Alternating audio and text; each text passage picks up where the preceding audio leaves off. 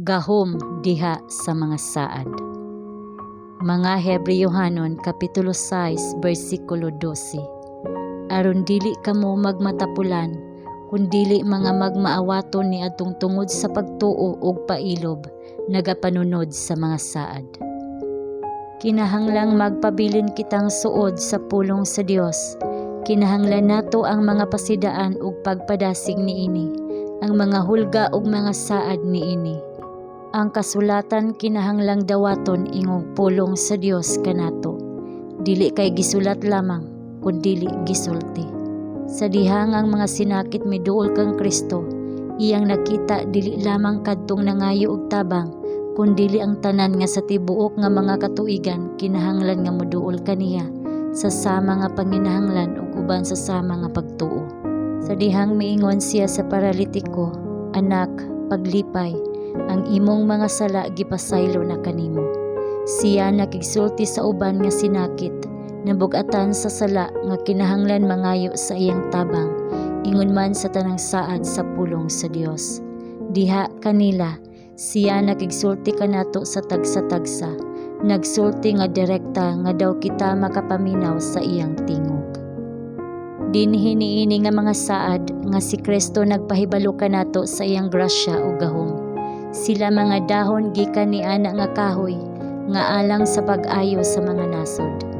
Gidawat, gisagol, sila mahimong kusog sa kinaiya, inspirasyon ug sustento sa kinabuhi. Wala nay lain nga adunay ingon nga gahom sa pag-ayo. Gihigugma sa Dios ang iyang mga binuhat nga adunay gugma nga malumo ug kusgan. Iyang gitukod ang mga balaod sa kinaiyahan, apan ang iyang mga balaod dili basta-basta nga mga pagsakmit. Matag dili ka sa pisikal o moral nga balaod, adunay o nagpasabot og saad. Kung kini sundon, ang mga panalangin mo abot sa atong mga lakang. Kung kini dili sundon, ang resulta mao ang kapeligruhan ug kasubo. Ang mga balaod sa Dios gilaraw aron sa pagdala sa iyang katawhan nga mas duol sa iyang kaugalingon. Siya muluwas kanila gikan sa daotan ug mugiya kanila ngadto sa maayo kun sila matultulan. Apan ang pagpugos kanila dili gayud niya buhaton. Kita sobra ka walay pagtuo. Udaw unsa ako nang hinaot nga ako makagiya sa atong mga tawo sa pagbaton ug hugot nga pagtuo sa Dios. Dili nila kinahanglan nga bation nga aron sa pagpakita sa pagtuo kinahanglan sila mobuhat ngadto sa usa ka hataas nga kahimtang sa kahinam.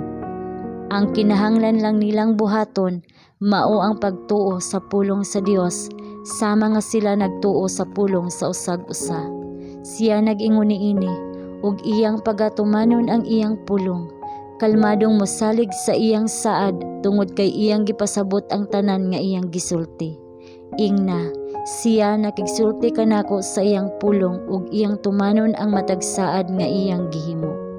Ayaw pagkabalaka, pagmasaligon, ang pulong sa Dios tinuod, lihok nga murag ang imong langitnong amahan kasaligan.